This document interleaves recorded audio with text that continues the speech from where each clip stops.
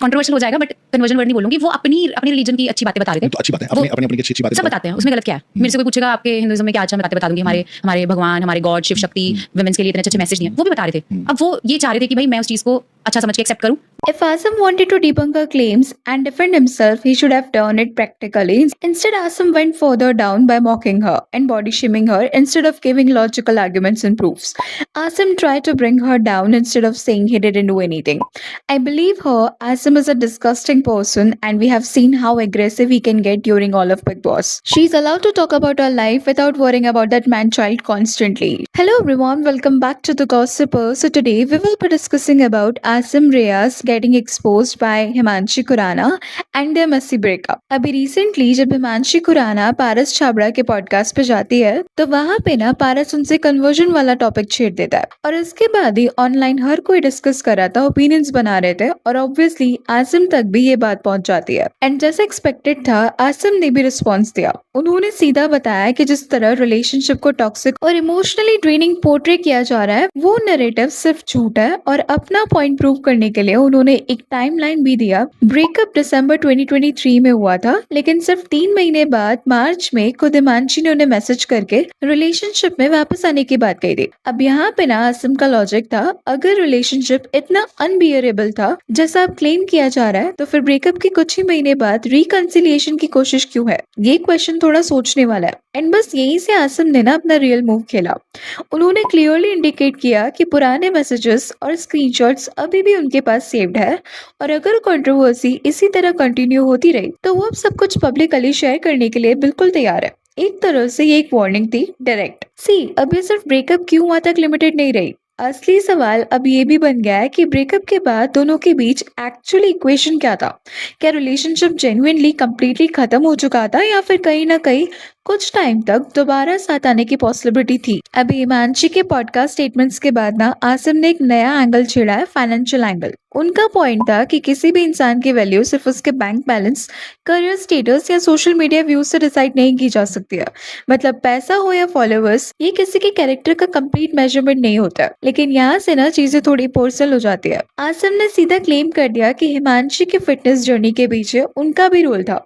उन्होंने directly imply किया कि मुझसे मिलने के बाद ही वो इस शेप में आई है। एंड सी, ये ना बहुत ही पर्सनल स्टेटमेंट है और ऑब्वियसली इसके रिएक्शंस भी उतने ही स्ट्रॉन्ग आ रहे हैं, इसलिए कुछ लोग इसे अननेसेसरी भी बता रहे हैं। और आसिम सिर्फ यहीं पे नहीं रुकता, उन्होंने इनडायरेक्टली पारस छाबड़ा को भी लपेटे में ले लिया, ये क्वेश्चन रेज करते हुए कि पुराने रिलेशनशिप्स को डिस्कस करके व्यूज और एंगेजमेंट बनाना सही है क्या? His point was clear that private matters को बार-बार कंटेंट के लिए यूज करना अननेसेसरी है और शायद एक तरह से एक्सप्लॉइटेटिव भी। इनफैक्ट उन्होंने पारस को पिक भी बोला। अब आसिम और हिमांशी की रिलेशनशिप ना बिग बॉस 13 का वो कनेक्शन है जिसने सबका दिल जीत लिया था। शो के अंदर शुरू हुई ये लव स्टोरी शो के बाहर भी कंटिन्यू रही थी और पूरे 3 से 4 साल तक चली है। लेकिन अब रिसेंटली हिमांशी ने भी आसिम के रिस्पॉन्स का इनडायरेक्टली रिप्लाई भी कर दिया है और उनके क्लेम्स काफी सीरियस है। उनका पॉइंट है कि उनके पास सीसीटीवी फुटेज और रिकॉर्डिंग्स जैसे प्रूफ भी है और अगर उनकी पर्सनल लाइफ और कैरेक्टर को बार बार टारगेट किया गया तो वो ये सब कुछ दुनिया के सामने ला सकती है।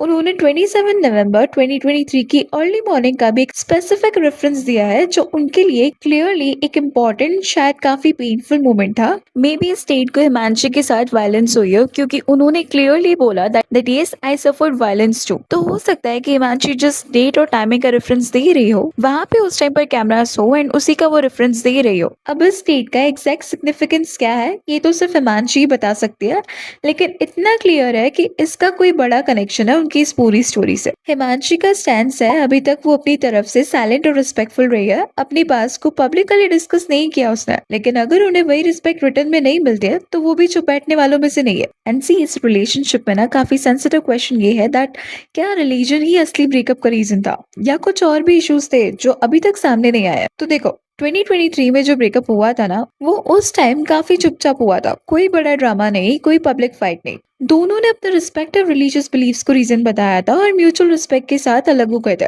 सब कुछ सिविल था या एटलीस्ट दिखता तो यही था। लेकिन अब पूरे 3 साल बाद हिमांशी अचानक पारस छाबड़ा के पॉडकास्ट पे पहुंचती है और रिलेशनशिप के डीपर एस्पेक्ट्स खोल देती है, स्पेशली उनके ब्रेकअप के आसपास के सर्कमस्टेंसेस को। हिमांशी ने एक्सप्लेन किया कि रिलेशनशिप के दौरान उन्हें रिलीजन को लेकर काफी इंटरनल कॉन्फ्लिक्ट फील हुआ था।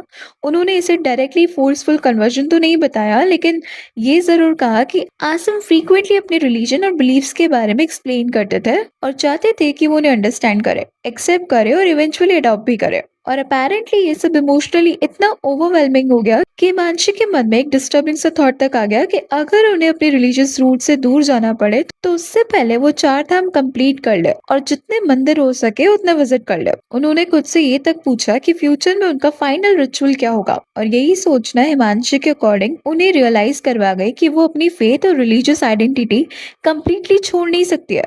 अब जैसे ही इंटरव्यूज का ये पोर्शन वायरल हुआ, आसिम को मैसिव हेट मिलना शुरू हो गया। क्लिप इतनी तेजी से सर्कुलेट हुई कि हिमांशी को बाद में इंस्टाग्राम स्टोरीज पर क्लैरिफिकेशन देनी पड़ी। उन्होंने सिचुएशन को एक स्टोव इन अ टी कप बताया और पॉइंट रखा कि एक प्राइवेट कन्वर्सेशन को मीडिया और सोशल मीडिया ने अननेसेसरली आउट ऑफ प्रोपोर्शन कर दिया। लेकिन तब तक तो बात आसिम तक पहुंच चुकी थी और उनका रिस्पॉन्स, जैसा हमने पहले डिस्कस किया, काफी ज्यादा एग्रेसिव था। अब इस पूरी कंट्रोवर्सी में ना विशाल आदित्य सिंह ने भी अपना पीओवी शेयर किया। विशाल ने काफी शार्प सवाल खड़ा किया, अगर रिलीजन ही स्टार्टिंग से इतना बड़ा डील ब्रेकर था तो दोनों 3 से 4 साल तक साथ कैसे रहे थे।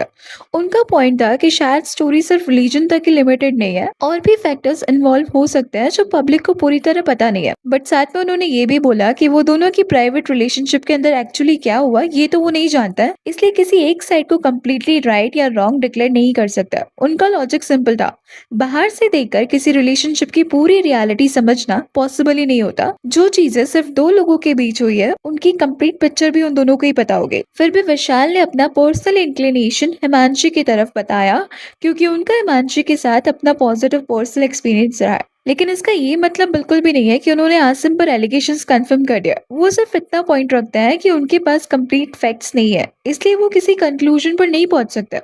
और शायद इसी वजह से उनका रिएक्शन इस कंट्रोवर्सी में एक बिल्कुल अलग और थोड़ा न्यूट्रल एंगल ऐड करता है। तो अब सिचुएशन कुछ ऐसी है ना कि एक तरफ हिमांशी का स्टैंड है कि अगर उनका कैरेक्टर बार बार क्वेश्चन किया गया तो सीसीटीवी फुटेज और रिकॉर्डिंग्स पब्लिक हो सकती है। दूसरी तरफ विशाल का सवाल है कि अगर रिलीजन ही असली इशू था तो फिर 3 से 4 साल का रिश्ता इतना लंबा कैसे चल सकता है। और अगर हिमांशी सच में वो प्रूफ्स रिलीज करती है जिनका उन्होंने जिक्र किया है, तो ऑनेस्टली ये कंट्रोवर्सी एक बिल्कुल नए और काफी एक्सप्लोसिव लेवल पर पहुंच सकती है। वैसे मुझे लगता है मे बी जो सीसीटीवी फुटेज की वो बात कर रही है उसमें वो वायलेंट हुए हो, उसमें मे बी आसिम ने उनको हेरेस किया हो, उन्हें मारा हो, गॉड नोस क्या है। Anyways that's all for today. Please let me know your thoughts on this in the comment section, and अगर वीडियो अच्छी लगी तो please like, share and subscribe जरूर करें।